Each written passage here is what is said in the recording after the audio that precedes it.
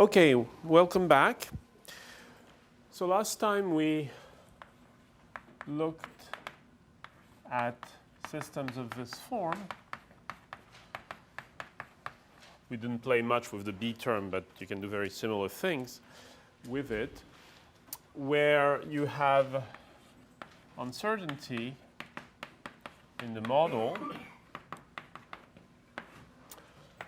and the maximum extent of this uncertainty is known, as is, of course, your estimate of the model. And we were interested, of course, in a trajectory tracking problem defined by having x of t minus x desired of t tend to 0 as t tends to infinity. So we decided to pre-process, if you want, the question by creating an intermediate variable. And this intermediate variable we called S, no relation with the Laplace variable. And S had two properties.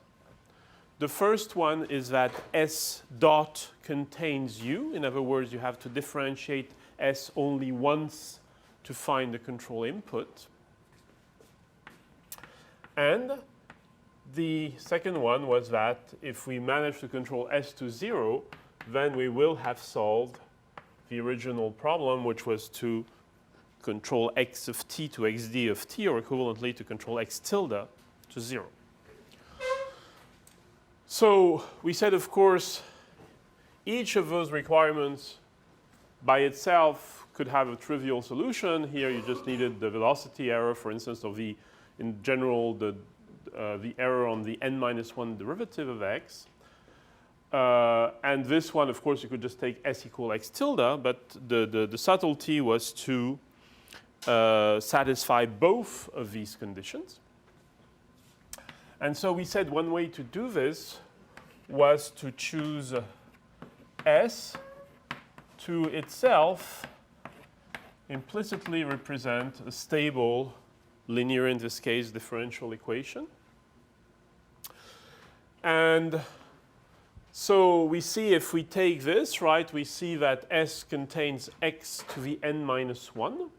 Okay. So which means that it contains the n-1 derivative of x, and therefore once you differentiate S, you get the nth derivative of x, and therefore you get the control input. So you do get this, this property that S dot contains U. And at the same time, this can be viewed, if you say S equals 0, it's really a differential equation in x tilde, right? And a stable differential equation in x tilde. And so if S tends to 0, then x tilde will tend to 0. Okay, so for instance, in the case n equal 2, you had S equal x tilde dot plus lambda x tilde. In the case n equal 3, you would have S equal x tilde double dot plus 2 lambda x tilde dot plus lambda square x tilde, and so on. So by choosing S this way, based on a stable linear differential equation, then we could guarantee that we satisfy these two properties. Basically, we've replaced our original nth order control problem by a first order control problem. And at the same time, we guarantee that if we solve that control problem, we have solved the original problem. We even said that it was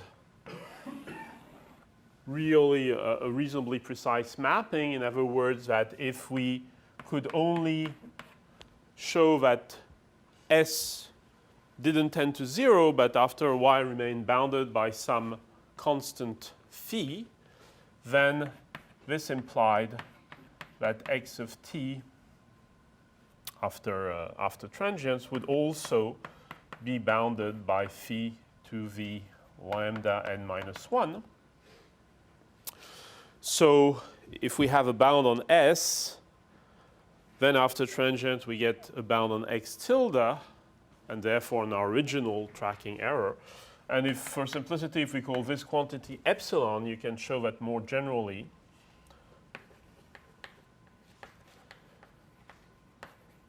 Not only x tilde, but all its derivatives up to order n minus 1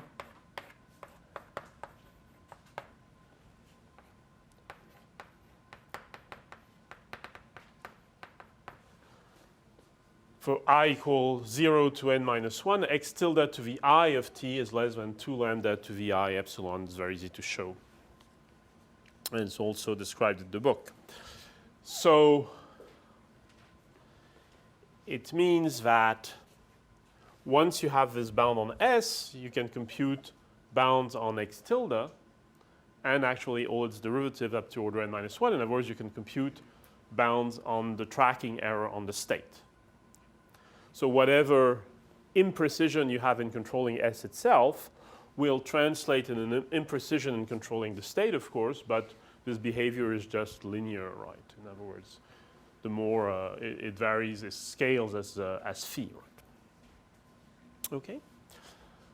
Questions about that? Okay, so in other words, this S is a true measure of performance error because we can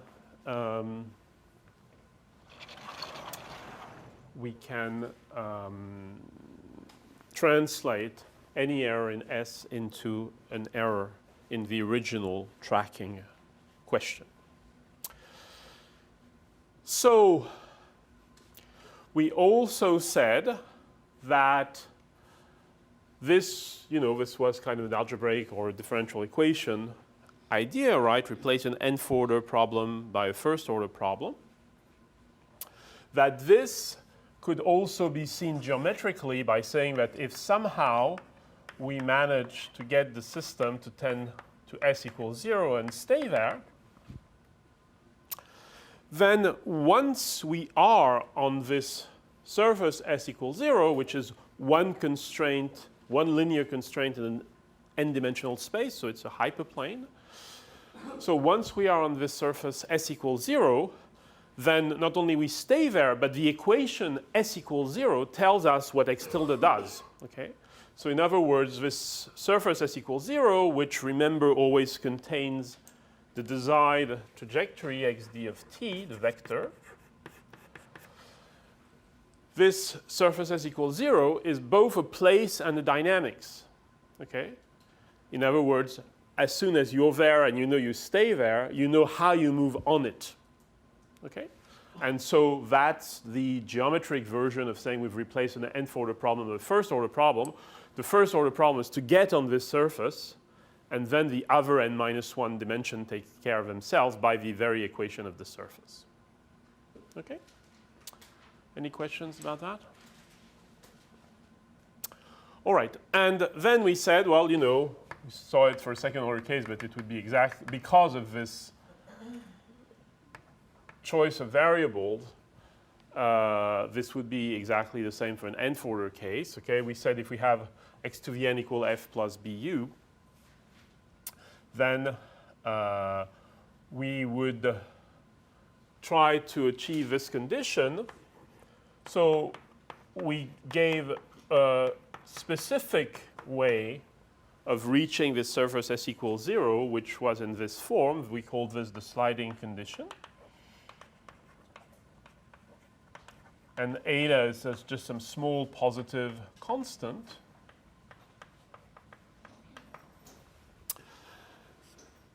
So this was called a sliding condition because, it meant that we reached the surface in finite time and after that stayed on it, so we slided on it. And we saw that to achieve this, we show this in the case b equal 1, but it would be the same in general. One could use a control law which was composed of two terms. One was a term which basically would make s dot equal 0 if we knew everything. Okay, would keep s dot s constant if we knew everything. And then a term, k sine of s, which for the case b equal 1 was capital F plus eta. So this term k sine of s is basically pushing you back towards the surface. Okay? And because it verifies this property, it's always large enough to overpower any error due to the discrepancy between f hat and f. All right? So it was kind of always the same principle. You have one term which has the right sign, you know, and then it's also not only of the right sign, but in absolute value bigger than anything else. Okay? And so the overall result, therefore, also has the right sign. Okay. So by choosing this condition, we saw that we could indeed achieve this behavior.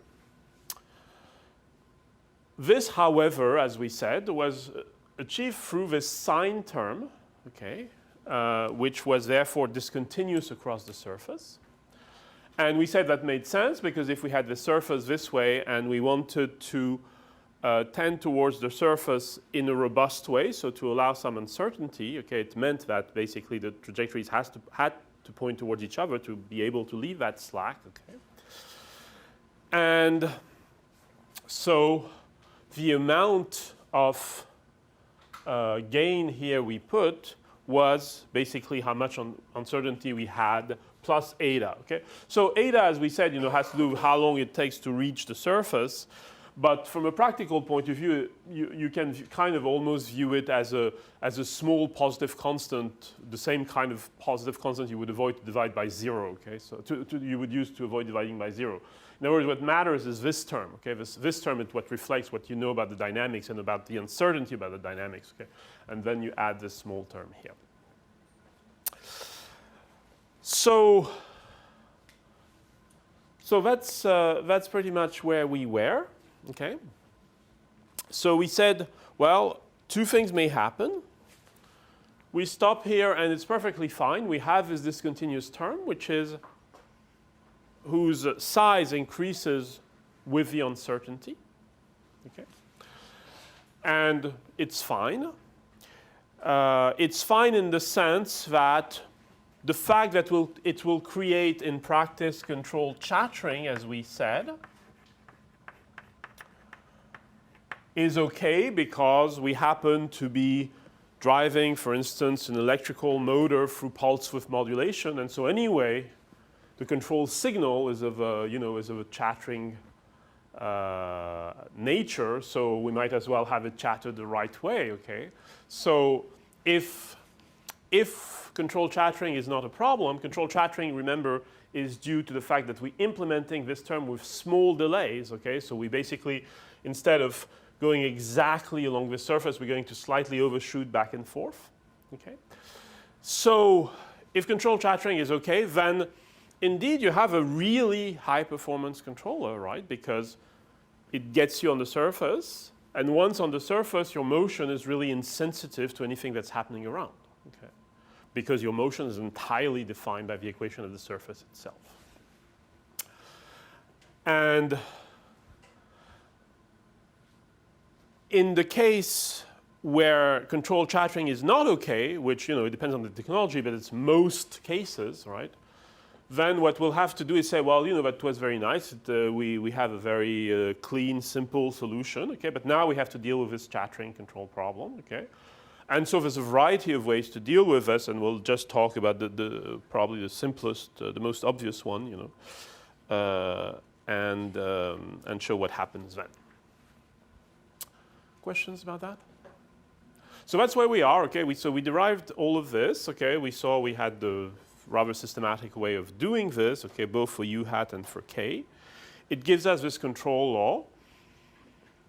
If the technology allows, you know, it's for instance an electrical motor with pulse width modulation, then we can just do this, okay? It will mean, by the way, that we need to we need to be able to do this computation also, fast enough, okay, but today that wouldn't be a big deal. Okay. But otherwise we'll have to do something. And again, we haven't played much with b. We assume b equal 1. As you'll see in the book, you have small variations which allow you to do exactly the same thing when you have a gain, okay, an unknown gain, as long as you know the sign of the gain. Okay? And there's various ways to do that. One is discussed in chapter 7, and another way is discussed as an exercise. Okay, so what's a very simple idea? Well, we could say we have a sine function here.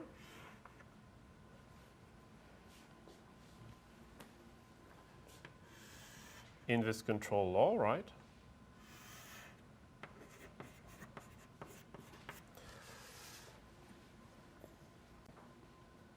So instead of using this sine function in the control law, perhaps we can do something a little more gentle. Okay, so something which is kind of a sine function. Instead of jumping around at x equals 0 or at s equals 0, we have some smooth transition between +1 and -1.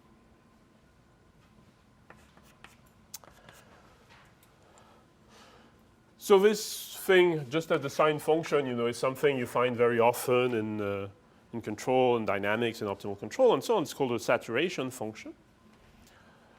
So strictly speaking, a saturation function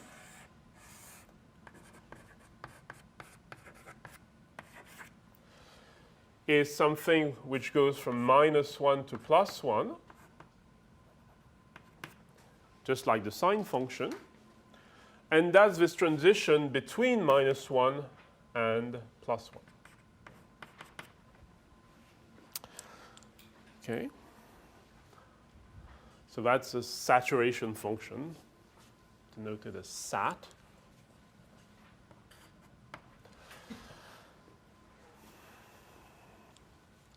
Now, intuitively, there's nothing magical about 1, about s equal 1, right? So what we'd like to do is be able to do this transition in some zone which we define, okay? So we'd like to do this transition between, let's say, phi and minus phi for some constant phi, right? Rather than between -1 and 1, okay? Which means that instead of using sat of s, we'll use what?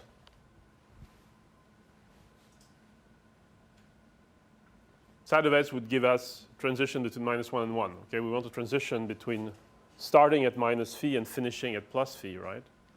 So simply sat of s over phi. Okay. Yes? Sorry, so what was the motivation for making the transition happen at, or the saturation happen at plus and minus phi? Oh, okay. So what are we going to do? We're going to take this switching thing, okay, and try to make it more gentle. Okay. Now, more gentle will depend on the system dynamics, the numbers, and so on. Okay. So the more gentle has no particular reason to be between s equal -1 and 1. We should leave some freedom to pick some better number than 1.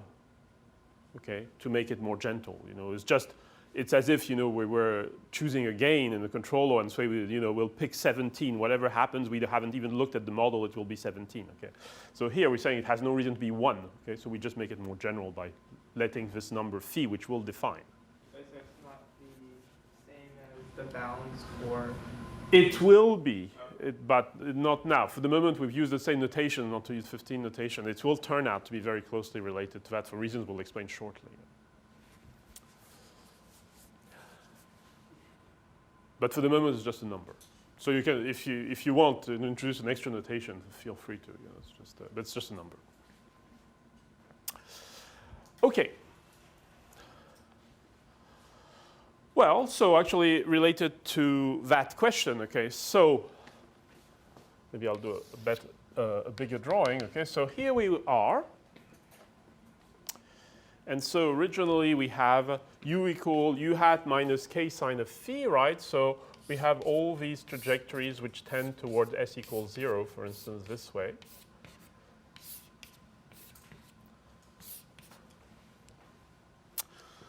So that's with u equal u hat minus k sine of phi, minus k sine of s. Sorry. Now, suppose now I do not u equal u hat minus k sine of s, but indeed I replace k sine of s by k sat of s over phi. Okay, so instead,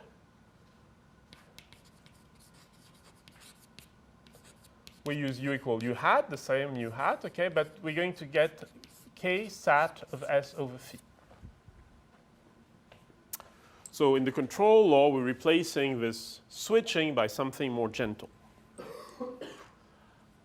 So my question is, how does this drawing change when we do that, right? So this drawing, we have s equals 0, which is the surface, which moves along with xd, right? And we have these arrows, which, by the way, strictly speaking, are arrows as seen from the moving frame, right? As seen from the surface. They come towards you, right? But this is just a representation. Okay. How does this drawing change when using, instead of using minus k sine of phi, we use minus k sat of s over phi? Well, you see, sine of phi and sat of s over phi are exactly the same if s is larger than phi in absolute value, right? If s is larger than plus phi, then sine and sat are the same, right? And if s is larger than smaller than minus phi, sine and sat are the same as well, okay? So it means that in the region where s is larger than phi in absolute value, nothing has changed. Right? The system doesn't know whether you're implementing sine or sat of s over phi because they happen to be the same. So what is this region, absolute value of s less than phi? What does it look like?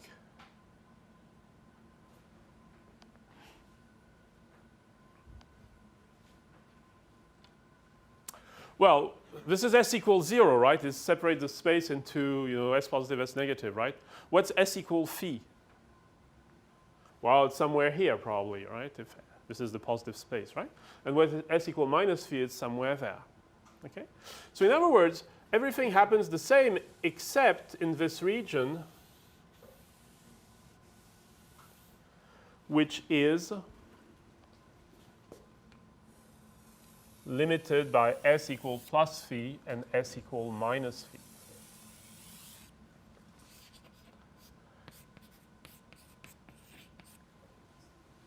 Right?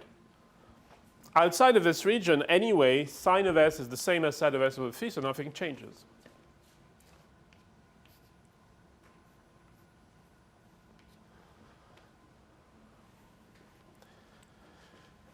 So, before, we said, starting anywhere, we reach s equals 0 in finite time, after which we stay on s equals 0 and we slide along the surface s equals 0. Okay? What's the narrative now?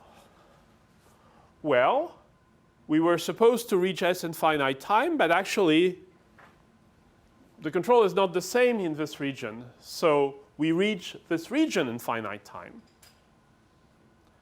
After which, well, there's still no arrows pointing outwards, right? So after which we're stuck in that region. Okay, so before we were stuck on s equals 0, now we're stuck in this region. Okay? What's a reasonable name for this region for people coming from mechanical engineering? Or others, actually. Physicists. Well, you know, it's a small region around the surface, right? It's called the boundary layer in fluids, right? Doesn't have to be small, by the way, but okay. So basically, before we were reaching s equals 0 in finite time and then stayed on it and slided along it, right? Now we're reaching this boundary layer in finite time, and then stay in it. Okay? Which gets back to your question, right? So once we know that we stay in it, right, it means that by definition S is less than phi. Right?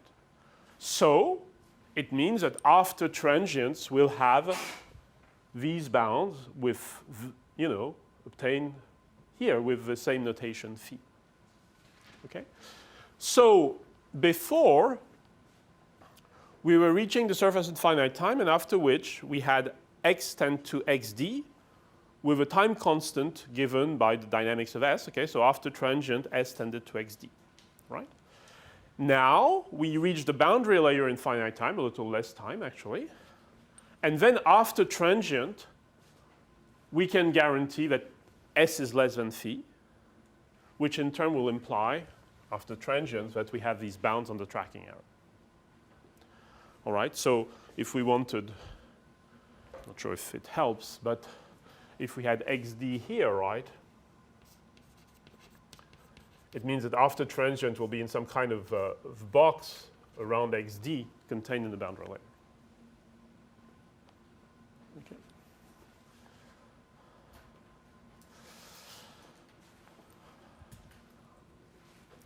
And the box will be defined by these numbers. Okay.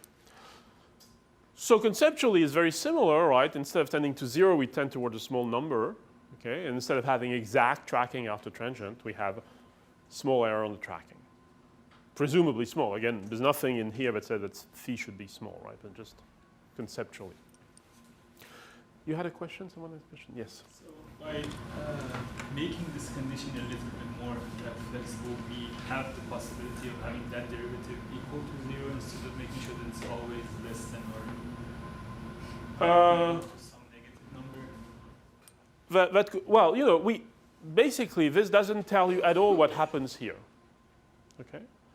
Outside, this will still be verified. Okay, so we'll still have this kind of finite rate of convergence towards normally S, but in between there's this boundary layer, so towards the boundary layer. Okay? And in between it doesn't tell you exactly what happens, except, you know, it's given by the differential equation corresponding to U hat minus K side of S of phi. Okay, any other question on that? All right, so in other words, what have we gained? Well, presumably by being able to pick a reasonably large phi, we should make our controller reasonably smooth. We'll get back to that.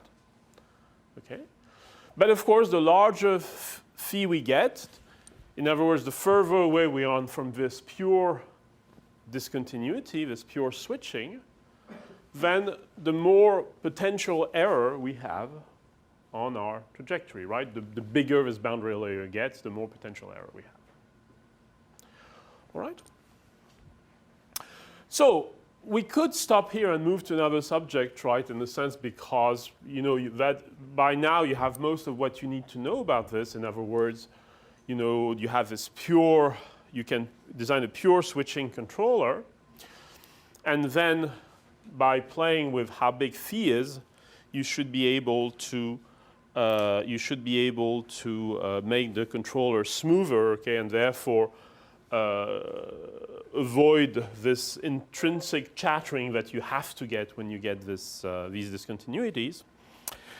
We're going to try to be a little more explicit, okay, on the choice of phi, okay, but see this more as a back of an envelope calculation, okay. So in other words, now you have your system and you're trying to set phi and you're trying to set it reasonably, okay. And so see this as kind of in the back of an envelope calculation, except the envelope will be reasonably big, okay, because we'll see, we'll have a number of remarks, okay, which are kind of engineering-like remarks, okay. But don't see this as profound math, okay, just, okay. Okay, so take your envelope. So let's try to see a little what's happening, okay. So the question is, you know, can we say something about how well to choose phi? And the first remark, in a sense, is, this k here is f plus eta. F is a function of the state and time. So k is really state dependent and time varying. Okay. So if you want kind of the slope of this thing times k to be constant or to be interesting, you see that it's not necessarily this slope, it's really the slope again times k, right? And so for instance, if you want it to be constant, then phi would need to vary, right? Because what matters is k times, well, k divided by phi, right? If we look at this slope. The problem is if phi starts to vary, we can't just do this very simple drawing because, for instance, if it's shrinking on you, it could shrink faster than you reach the surface, okay? And therefore, if you're inside, you could be kicked out, right? Here, phi is constant, okay? All trajectories go in, so once you're in, okay?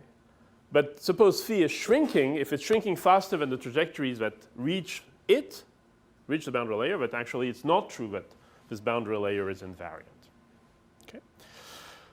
So if we let phi be time varying or state dependent because motivated by the fact that k of xt is, we have to be a little more careful. In other words, we have to say, to say more explicitly, under which condition will it be true that once we're in the boundary layer, we stay on the boundary layer, okay? So it's very easy to show that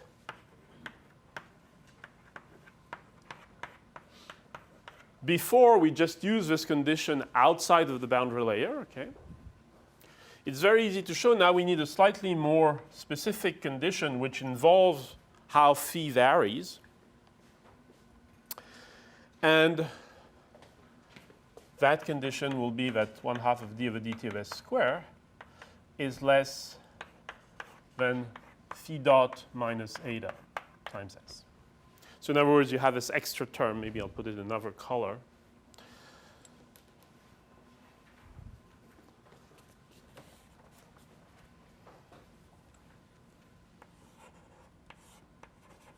The time derivative of phi.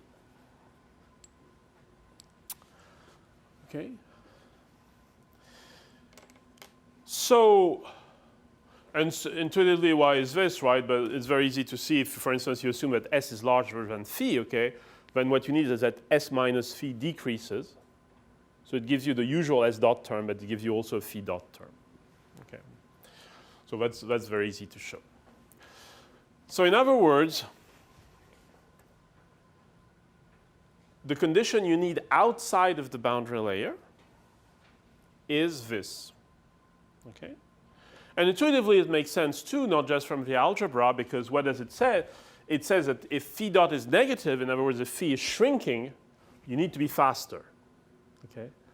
Outside of the boundary layer. On the other hand, if the boundary layer is coming towards you, you could just wait, actually, right? So that's why you get this phi dot term. Okay. But again, it comes from the algebra, just looking at, instead of the distance to s, which is s, right? Looking at s minus phi or s plus phi, depending on the sign of s. Okay.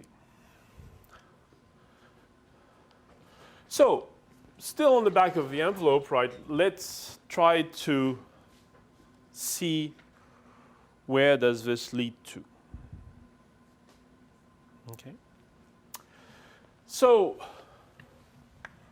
with u equal u hat minus k sine of s, we had s dot equal f hat minus f minus k sine of s, right?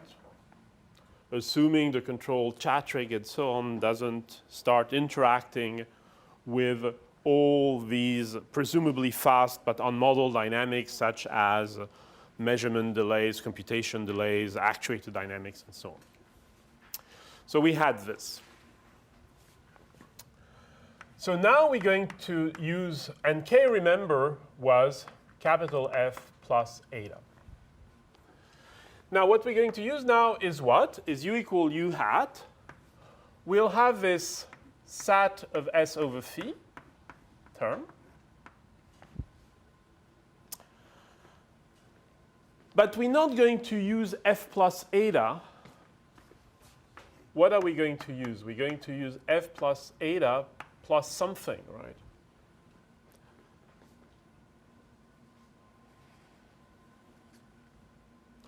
What's the something? Well, you see from an algebra point of view, everything happens as if eta had been replaced by eta minus phi dot. Right? If you redo the algebra to try to satisfy this condition, whenever you had eta, you would have eta minus phi dot. Okay. So we can do that in k as well. And so maybe I'll keep the same color, right? We have eta minus phi dot. Okay, sat of S over phi. Okay, so that's the equation we're looking at for u, right? And so it will give us S dot equal F hat minus F minus F plus eta minus phi dot sat of S over phi.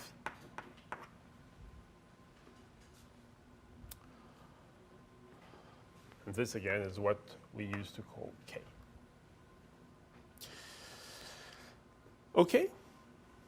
So this is the equation we have. So this gives us this, and this would give us this. Okay. So let's now, we start somewhere outside the boundary layer. We reach this boundary layer, okay, in finite time because we made sure we included this phi dot term in the gain. And after that, once we're in the boundary layer, although now it might be pulsating, okay, now we've guaranteed because of this phi dot term, but once we're in the boundary layer, we stay in the boundary layer, okay? So once in the boundary layer, we stay in it, okay? And therefore, we have what's sat of S over phi in the boundary layer? Just S over phi. Okay?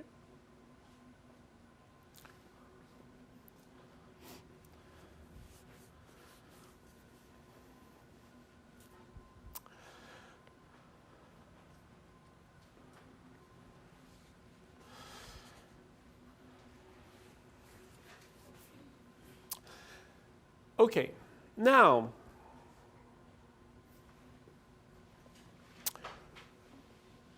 so we have to now assume that as F is reasonably smooth and the corresponding capital F is reasonably smooth. Strictly speaking, one would have to assume that they are Lipschitz. There are Lipschitz conditions on these functions. So you could get more technical about this. Okay. What we would like to be able to say is, so once in the boundary layer, this is true, but it's certainly correct, okay? And also once in the boundary layer, after some transients, these equations are going to be true. All right? So in other words, the real state and the desired state will be within something of the order of epsilon of each other. All right? And under some reasonable smoothness condition on F, okay, it will mean that the value, let's say, of F hat at X will be the value of F hat at X desired plus something of the order of epsilon. Okay. So after transients, X tilde is something which is of the order of epsilon. And so all of these quantities are what they would be along the desired trajectory, plus something of the order of epsilon, okay, strictly speaking, a Lipschitz constant times something of the order of epsilon. So what does it mean? It means that you can write S dot is equal to f hat d, meaning the value of f hat, which is a function of x and t, computed for x equal xd,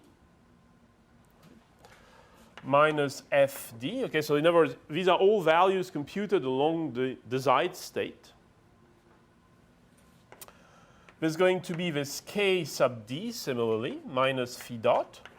S over phi is less than 1. Okay, so that if we multiply it by something of the order of epsilon, we get something of the order of epsilon. And so we just leave that term at the end. Okay, so this is an approximation, right? Is just saying all of these terms, because once we're in the boundary layer, we stay in the boundary layer, and therefore, after transients of time constants of the order n minus 1 over lambda, we have these bounds, then we can write this. And remember, I've used the fact that S over phi is less than 1. So we can reorganize this a little.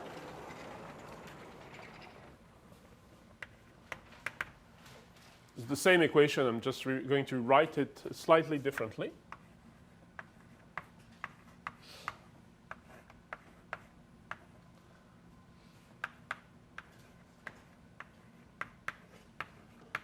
It's exactly the same equation, right? I've just reordered the terms. Okay. Now,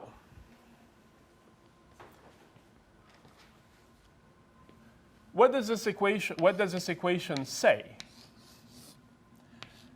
It says as a first order dynamics, which gives me S. That's not surprising, right? Because we defined S precisely so that its dynamics be of first order, okay? And that's this dynamics, okay? So in other words, something which is driven by f hat d minus fd plus something of the order of epsilon, okay? That's not how, this is not what you implement in your controller, right? What you implement in your controller is this, okay? This is just trying to analyze what's happening in the closed loop system, okay? So we have S dot is equal to this plus this kind of input term. And so we've put the same input term here. Okay? And this block here corresponds to this terms times S. Now, by definition of S,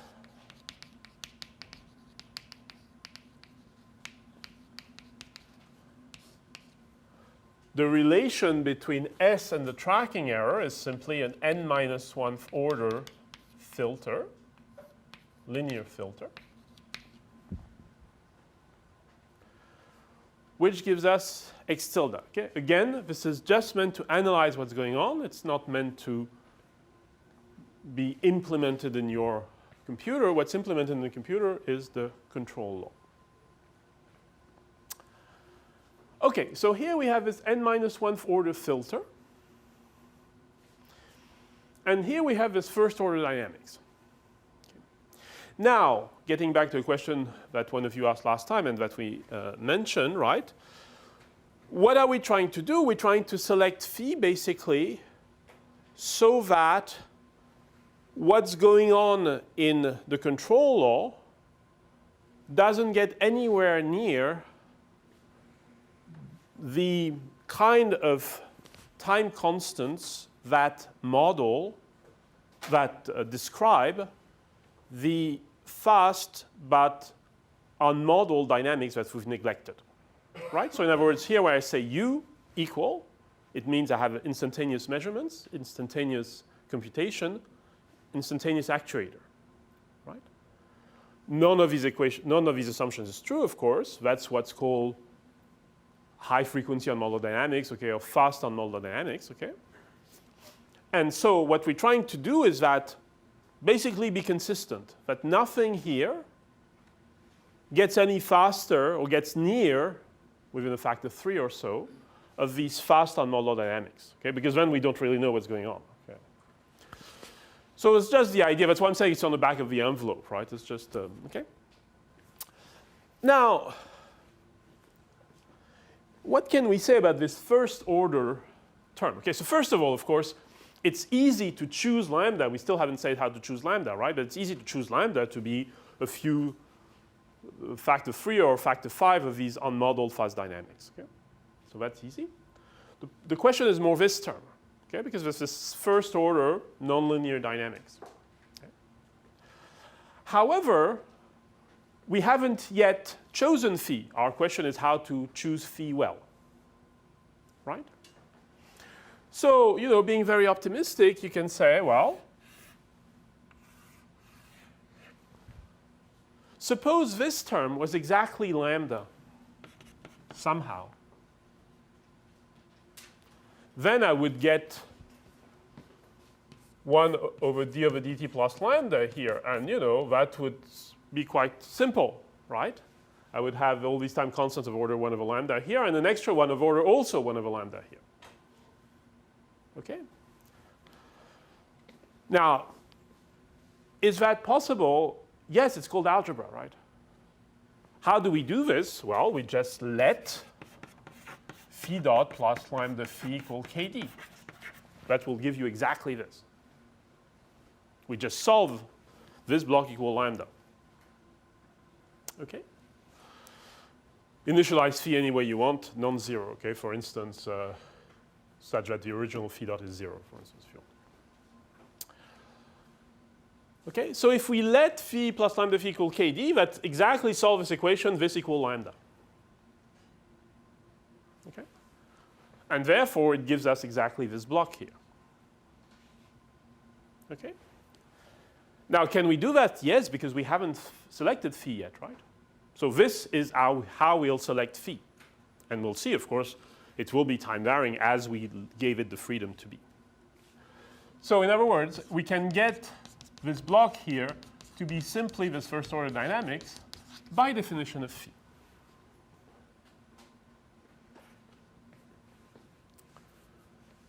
Okay? So we started with uncertainty on f.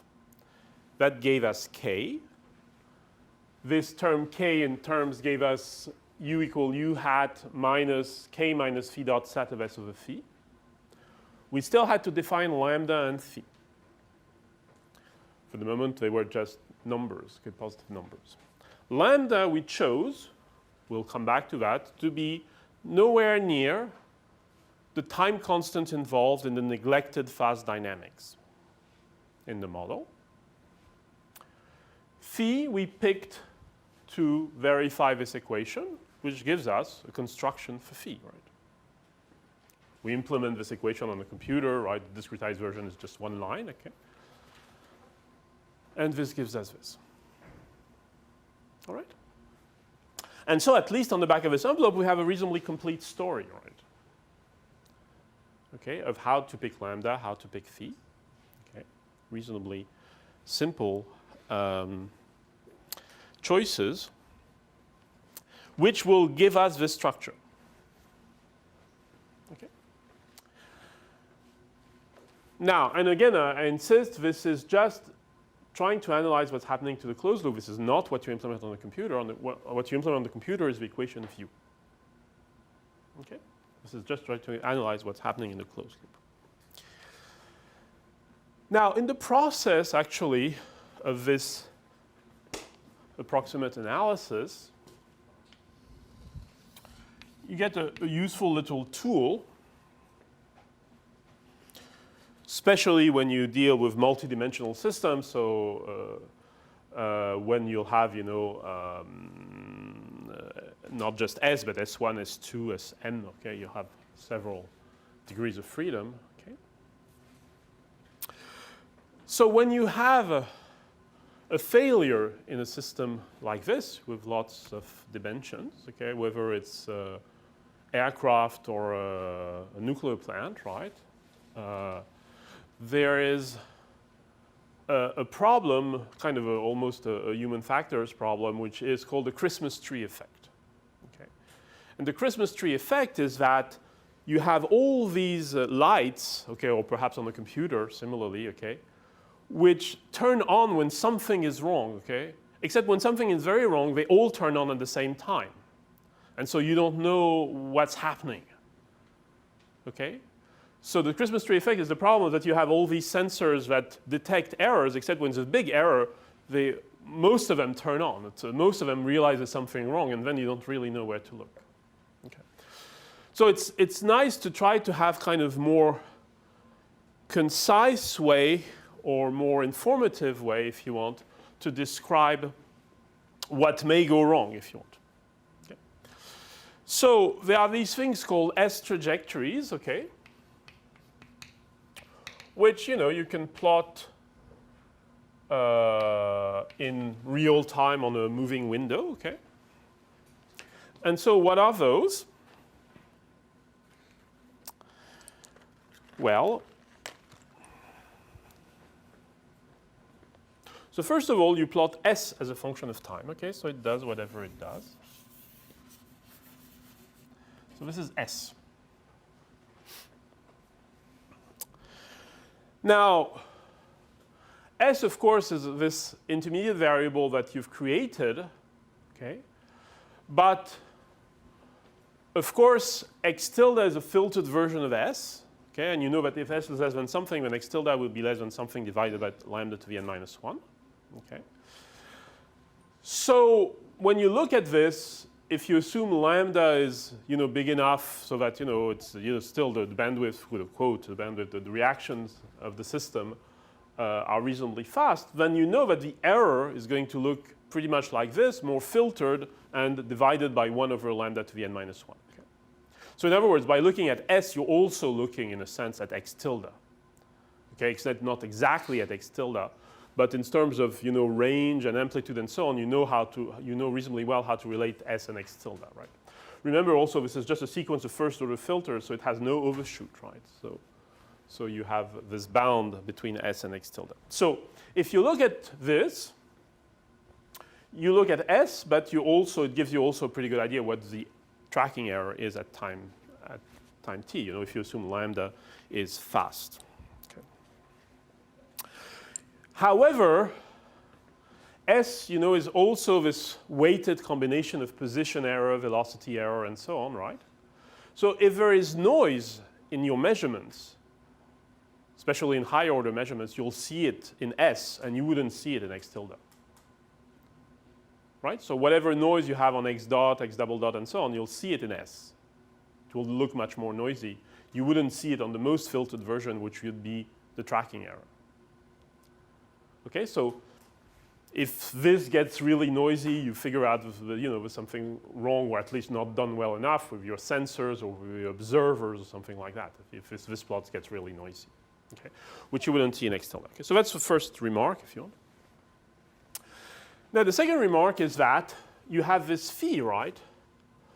So this phi you could plot as a function of time.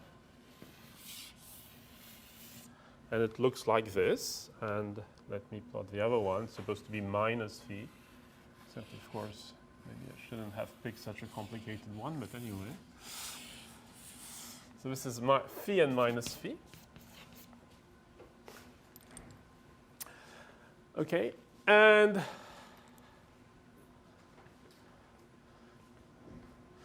this contains several amounts of information as well. Okay? First of all, it means that, you know, suppose the orange curve is basically along the x-axis in this plot because phi is so much bigger than S. Okay? Basically, you don't see the orange curve, right? It means that your assumption on the uncertainty are way too conservative, right? Because basically you picked phi, which was some filtered version of KD. KD was itself the uncertainty capital F, right? fd, right?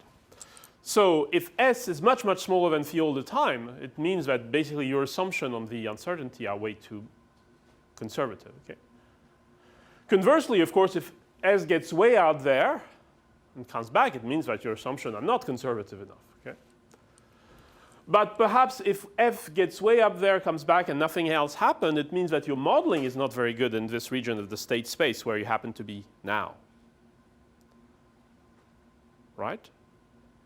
You know, if you happen to get out here and then back, it means you have more uncertainty happening now, perhaps because the velocity is in this region or whatever, you know, and then maybe you should do a better job at modeling there. Okay?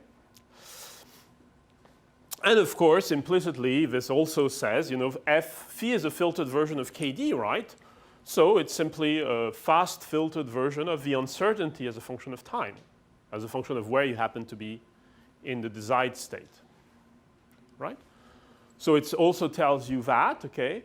And suppose you have a rather common motion and phi itself is all over the place, it means you're not doing a very good job at modeling, you know, because half of the time phi is huge and half of the time it's really small on a normal operation, which means your modeling was very uneven. Okay? So you can see that on this one plot of S phi and minus phi, you can see a lot of things, the actual performance of the system, the effective noise, okay, or you can detect, let's say, a lot of things, the actual performance of the system, the effective noise, the validity of your assumption, whether conservative or not, on the modeling error, okay, and the quality of the terms you picked in the model to best minimize this modeling error. Okay, and it's all in this one plot per degree of freedom. Okay. Okay. So that's a useful tool when you play with these systems. Okay. Questions about that?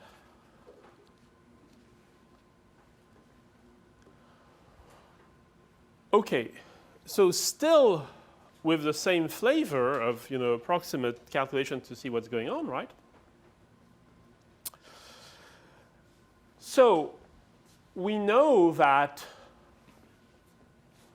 we have these after transients, these bounds after transients. We also know that phi changes, okay? So suppose we, just to understand roughly what's happening, we decide to neglect all time constants of the order of 1 over lambda. In other words, we assume that these are reasonably fast dynamics. Of course, nowhere near as fast as the unmodeled dynamics, but still, you know, system is reacting well. So if we neglect time constants of the order of 1 over lambda, okay, then very, very roughly speaking, it means that phi is like KD over lambda, right? There's not much of a filtering and you just get the DC term. And we also know that we have this bound, okay? Lambda to the n minus 1 times the maximum value of x tilde is roughly equal to phi. Again, you know, there are dynamics floating around, but we assume they're fast. So you have phi, which is of the order of KD over lambda, and lambda to the n minus 1 times this, which is the order of phi. So if we pick the two together, it says that lambda to the n times the maximum value of the error is of the order of KD, which is itself FD, remember, because we said eta was a small term.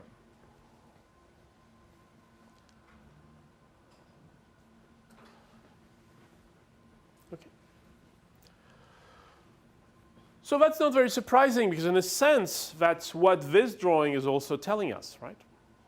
It's telling us basically you have this, if you analyze what's going on, you know, you have the uncertainty on F happening here, which drive this first order linear system, which drive this nth minus 1 order linear system, which gives you x tilde through the intermediate of S. So basically you have something which would be very much what you would have if you had a linear time invariant system with disturbance, a constant disturbance.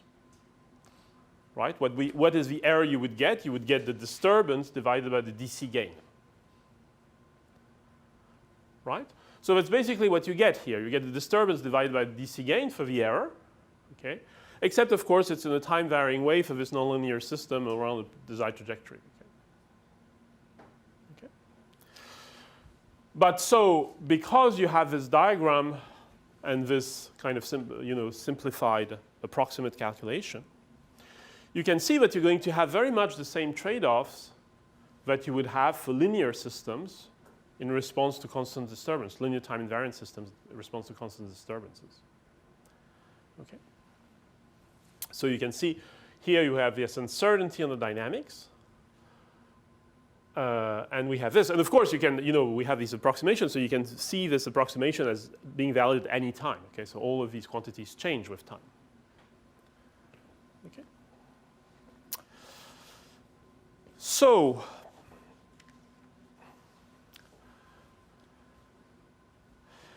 now, of course, the same equation can be written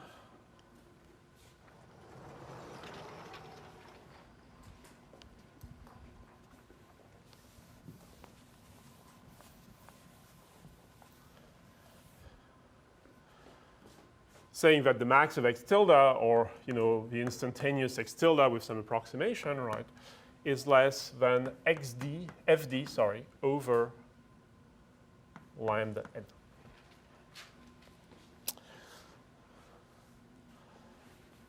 Okay. Now, if you see this, that's again something you would have in linear time invariant systems, except here you have it approximately at any instant along this trajectory for this nonlinear system. You see that you have if you want to make x tilde small, right, you see you have two terms happening. Okay? If you want to make x tilde small, one way is to make fd smaller, right? And to make fd smaller means you have less errors on the parameters. So the little toy example where we had a of t between 1 and 2, if you could tell me it's really between 1.4 and 1.6, I would have a better capital FD. Right? So one way to reduce this is to have less error on the parameters. Okay? What is the way to reduce lambda, to increase lambda? Well, is to be able to have faster on-model dynamics so that we can have a bigger lambda without interacting with them. All right? So in a sense, this is a ratio between two forms of robustness, okay, or two forms of model uncertainty. Okay?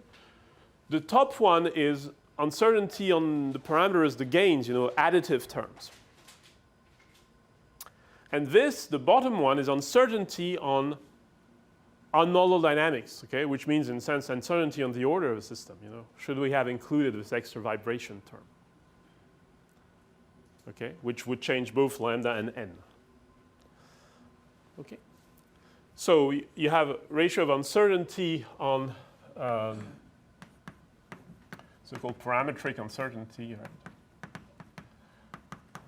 And fast unmodeled.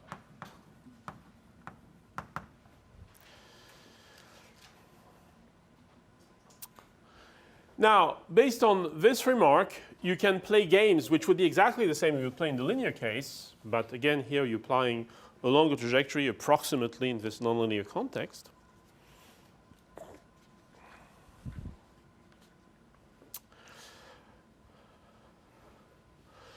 So for instance, these remarks are detailed in the book, but you could say, well, if I have a complicated model, maybe a way to reduce f would be, capital F, would be to include more terms in this model. Okay, suppose I have a robot dynamics, I can write lots of terms, or I can say, well, perhaps some terms are negligible. But this would imply, computing them, okay, and so the question becomes, what limits lambda? Okay. So let's see what is lambda possibly limited by. And this discussion would be the same in the linear control course. Here, it's more, within the mechanical engineering context, but, it could be in general. So lambda is limited by a number of things which have to do with the fact that you want it to be a factor 3 or 5 of the unmodeled fast dynamics. All right? So what could there be? Like you could have, for instance, structural unmodeled dynamics. For instance, your motor is going through a shaft, and this assumed the shaft was rigid. Okay, and of course, there's always some flexibility. And so you have a frequency in hertz of the first flexible mode, nu sub r. It's in hertz, so you have a factor 2 pi, and let's say you divide by 3. Okay, so nu sub r would be the frequency of the first unmodeled vibration mode. Okay? And you want, with the right units, to be within a factor of 3 or 5. Again, this is not precise, right? It's just a ballpark. Similarly, you may have a motor time constant, which means that lambda should be less than, again, that time constant of the actuator, and again, perhaps within a factor of 3.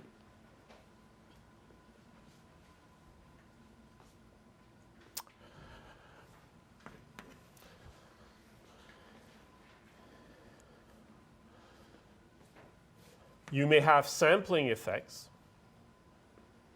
In other words, this could be the real nonlinear controller could be implemented, will be generally implemented on the computer. Okay, so you have a sampling rate, and so typical bound would be you have a sampling rate divided by 5 roughly.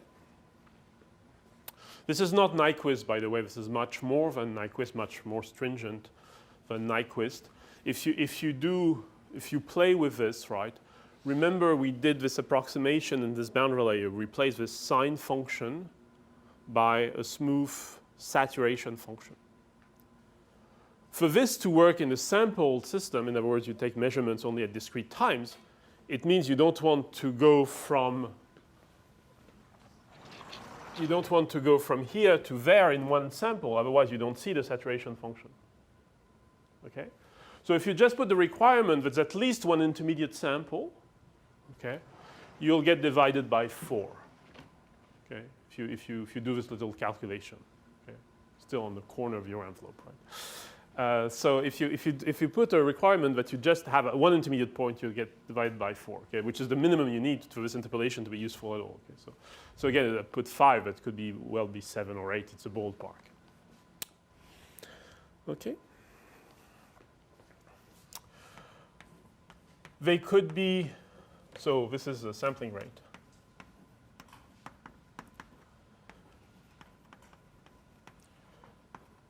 Similarly, you could have measurement dynamics or an observer dynamics, okay? And as you know, if you play, for instance, with root locus and so on, you're quite sensitive to that, so maybe you want a factor 10 from that. So lambda m would be the sensor dynamics, or equivalently or similarly an observer dynamics, state observer dynamics. All right? So you have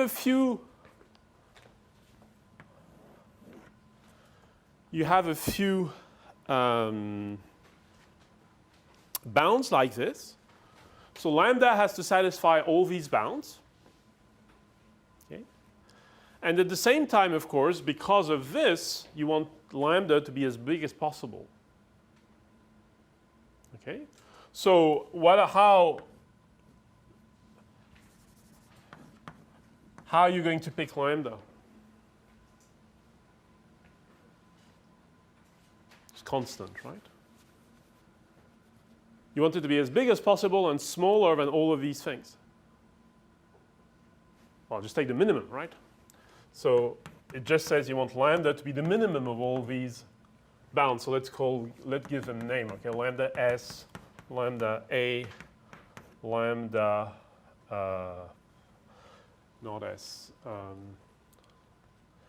Let's say sample, and lambda measurement. So you want lambda S, lambda A, lambda sampling, and lambda M. And any other you may have. Okay. Right? Because this has to be as large as possible and still smaller than all. Right?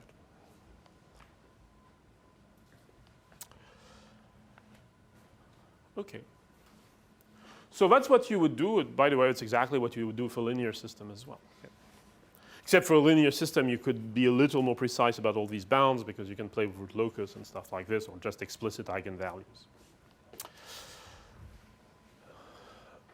So lambda is equal to this because we want the denominator to be as big as possible, right?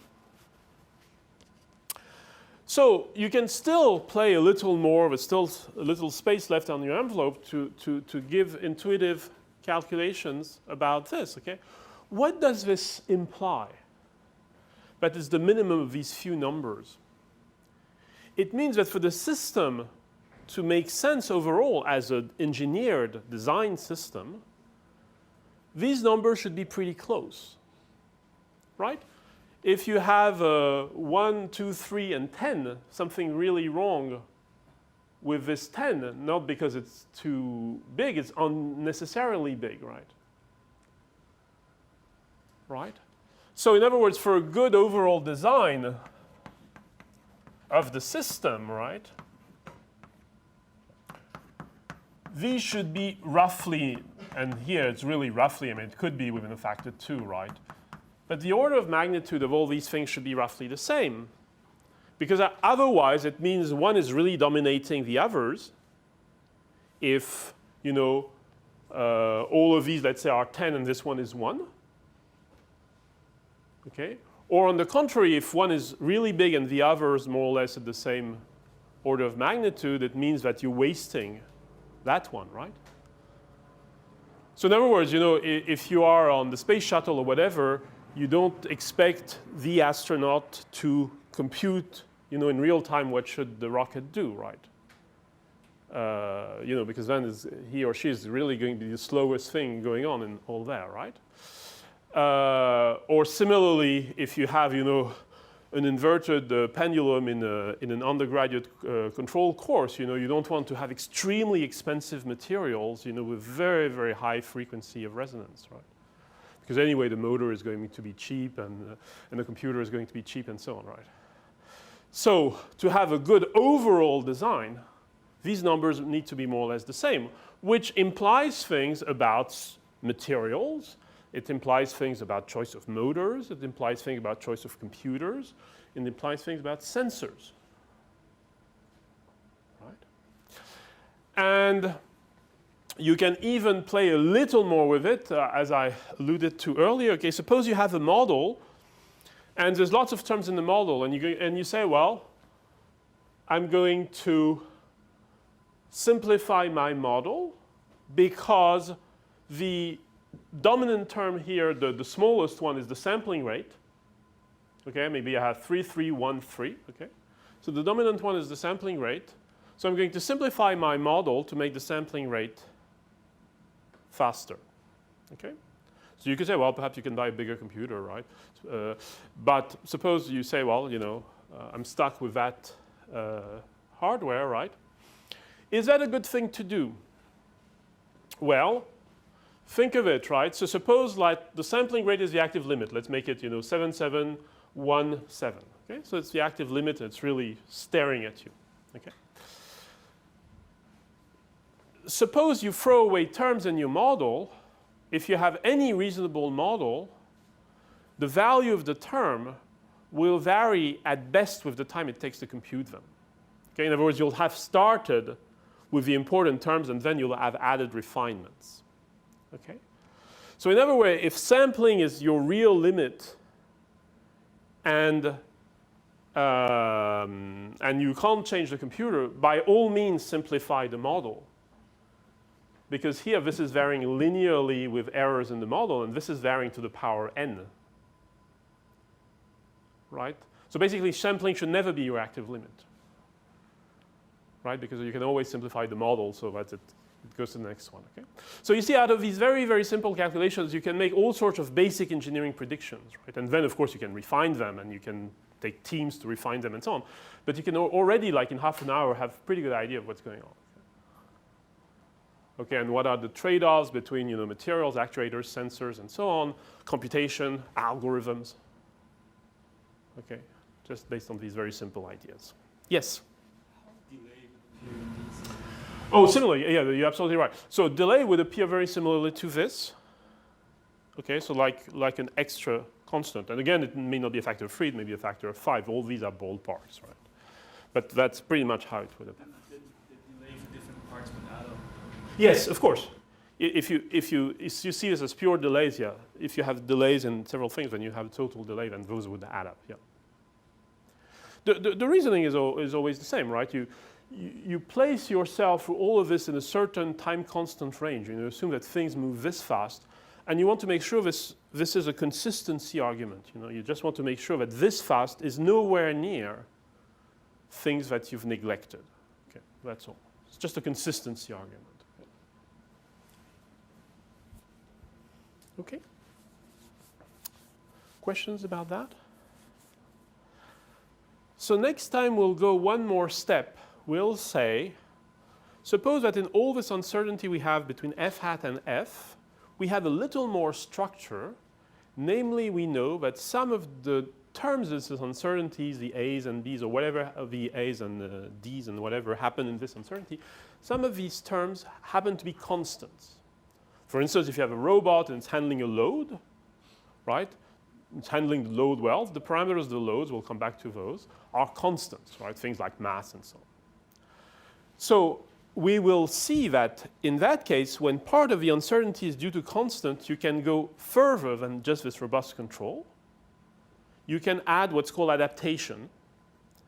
And adaptation basically will make the system work as if in the system model, in the F, as if the unknown constants were known.